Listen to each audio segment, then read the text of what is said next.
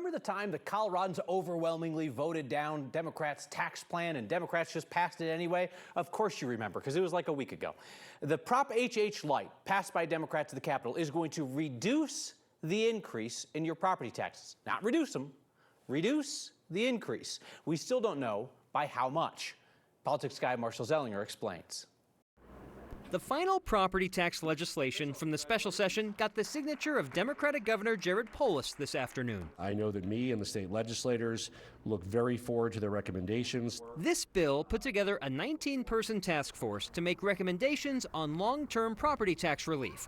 But what about the bill that's going to show up in your mailbox next year? When can you estimate what your property tax increase will be? We're hoping that by January 17th that you would be able to know what your tax commitment would be to your county or to your special district and your school districts. Ann Terry, the executive director with the Colorado Special District Association, might have the best understanding of the upcoming dates that will determine your specific property tax bill. January 3rd is the day that county assessors must figure out the new total assessed value of all properties in that county. The special session changed that math.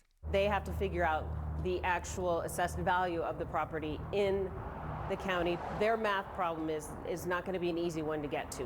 January 10th is the next deadline. All the districts that make up your property tax bill, like school districts, fire districts, library districts, this is the day they have to have mill levies figured out. Mill levies determine how much they will get from property taxes for their budgets. The special session changed the property tax math, meaning local districts will get fewer dollars than expected. The state will cover that gap for schools, fire districts, ambulance, and health districts. But other districts, like libraries, parks, and water districts, will not know for some time how much of that gap, if any, the state will cover.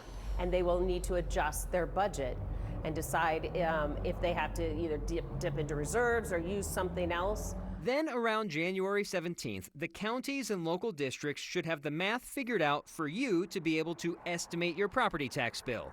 Or you can wait for it to show up in the mail. A few weeks ago, we did the story about, well, if my property tax went up 30 or 40%, why do special districts need 30 or 40% budget increases?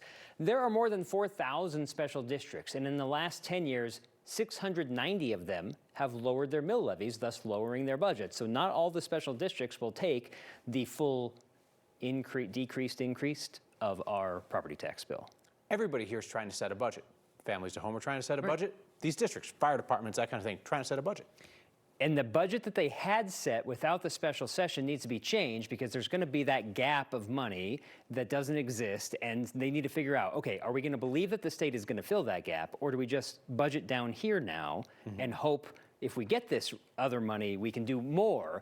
So, similar to like, what if you had this influx of money, or if you didn't have it, or you thought it was going to be there, what would you do personally? If you're a family, you know what you have to do. You can't just assume money's going to rain from the sky because you're not government. All right, Marshall Zellinger, thank you.